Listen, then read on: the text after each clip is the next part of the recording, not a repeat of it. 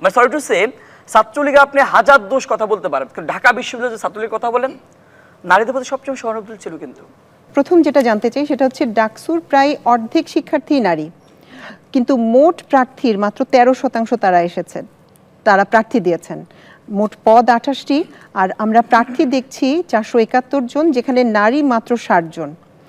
এবং প্রতি নারী প্রার্থী একই অভিযোগ করেছেন, সেটা হচ্ছে তারা ভয়াবহভাবে সাইবার বুলিংয়ের শিকার হচ্ছেন, প্রত্যেকেই হচ্ছেন। আমি অনুষ্ঠান শুরুর আগে ইনির সঙ্গে কথা বললাম, একই পরিস্থিতি সব জায়গায়।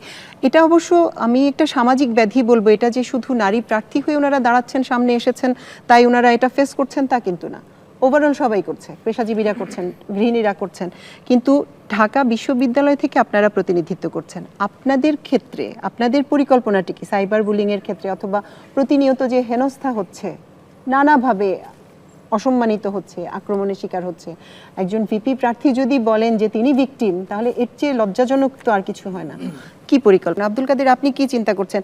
সমস্যা কিন্তু আমরা জানি, আপনার কাছ থেকে আমি সমাধানটা চাই, আপনার সমাধান কি? দেখেন, প্রথম কথা হচ্ছে নারীদের প্রতি যে মনোভাব, যে বিরূপ মনোভাব কিংবা বিদ্বেষপূর্ণ যে মনোভাব, সেটা মূলত হচ্ছে মতবিরোধ জায়গা থেকে। নারীদের নিয়ে হচ্ছে আমাদের প্রত্যেকটা মানুষের নিজস্ব একটা ইডিওলজি আছে। কেউ যদি মনে করে যে একজন বামপন্থী নারী কিংবা হচ্ছে ডানপন্থী নারী, আজকে আমরা দেখেছি ছাত্র শিবিরে একজন নারী পদপ্রার্থী, তার হচ্ছে মানে হিজাব পরা একটা ছবি, সেটাকে বিকৃত করা হয়েছে। একই সাথে আমরা কি দেখি জানেন, 5 আগস্ট যখন হচ্ছে আপনার আত্মস্বীকৃত কিছু রাজাকারকে যখন আপনার টিএসসিতে আপনার নর্মালাইজ করা হয়েছিল একটা ছাত্র সংগঠনের পক্ষ থেকে, তখন কিছু নারীর নেতৃত্ব ওইখানে প্রতিবাদ জারি রেখেছিল। আমরা দেখেছি একজন ব্যক্তি এসে ওই যে নারীদেরকে খুবই ক্লোজ শট ভিডিও করেছিল, কিন্তু তাকে পরবর্তী ধাওয়া দেওয়ার পরে উনি চলে গেছেন ওই যে ছাত্র শিবিরে ওই অংশটা চলে গেছেন, গিয়ে সেখানে একটা নিরাপত্তা লাভ করেছেন। আমি যদি একটু সাদিকের কাছে আসি, একটু শেষ করি, আমি শেষ করি। আপনি দেখেন, এই যে হচ্ছে ওকে সেভ দেওয়া, পরবর্তী তাকে হচ্ছে যখন প্রক্টর অফিসে নিয়ে যাওয়া হলো, শেষ করে একটু শেষ করি। হ্যাঁ, আমি একটু শেষ করি, আপনি শেষ করেন। যখন তাকে প্রক্টর অফিসে নিয়ে যাওয়া হলো, তখন দেখা গেল কি তিনি পরিচয় দিলেন তিনি হচ্ছে একজন ছাত্র শিবিরের একজন জনশক্তি, তিনি কমিউনিস্টের জনশক্তি। শেষ করে সাদিক ভাই, এখন দেখেন পরবর্তী আমি তাকে মানে কোনো প্রতিকার দেখিনি, কিন্তু মুসলা ছেড়ে দেওয়া হয়েছে এবং তার বিভিন্ন ফেক আইডি পাওয়া গেছে। একটা ফেক আইডি নাম হচ্ছে এতে আল্লাহ, তিনি সেই ওই ফেক আইডি থেকে হচ্ছে এইসব ভিডিও তিনি চাউর করতেছেন। নাম্বার 2 দেখেন, আমরা দেখি চট্টগ্রাম প্রেস ক্লাবের সামনে একজন নারীকে এবার ফ্লাইং কিক দেওয়া হচ্ছে, শুধুমাত্র আপনি দেখেন ভিন্ন মতাবলম্বী হওয়ার কারণে ফ্লাইং কিক।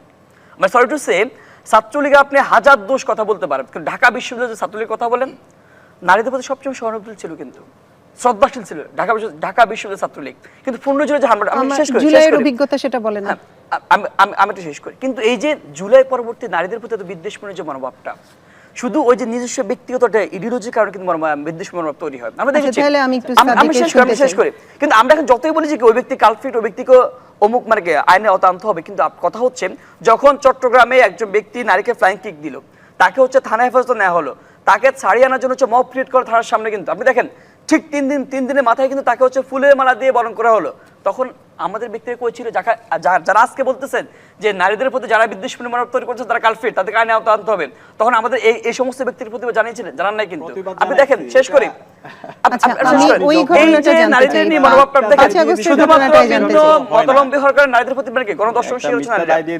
যারা গণঅভ্যুত্থানে যে নারীরা গণঅভ্যুত্থানের সামনে ঢাল হয়ে দাঁড়িয়েছিল, কিন্তু সেই নারীদেরকে আমরা থ্রেট হিসেবে মনে করতেছি, সেই নারীরা প্রতিনিয়ত ট্রমাটাইজ হয়ে যাচ্ছে, কিন্তু নারীরা তারপর রাজনীতি আসবে কিভাবে?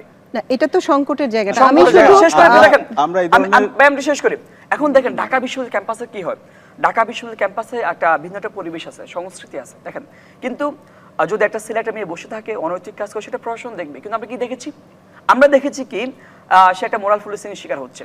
কেউ একটা ছেলে একটা মেয়ে বসে আছে, তাকে হ্যাঁ, এটা কারা দেখেন, আপনি দেখেন মানে কারা ওই যে নির্দিষ্ট যখন ওই নির্দিষ্ট পেজ থেকে যখন তাকে প্রচার করা হয়, তখন এটা অনেকটুকু অ্যাজিউম করা যায় যে কি অ্যাসিউর হওয়া যায় যে আদতে কি হচ্ছে, কারা করতেছে। শেষ করি, এখন কথা হচ্ছে কি যদি কোনো অনৈতিক কর্মে লিপ্ত হয় সেটা প্রশাসন দেখবে, মোরাল পুলিশিং করার কোনো রাইট আমার নাই।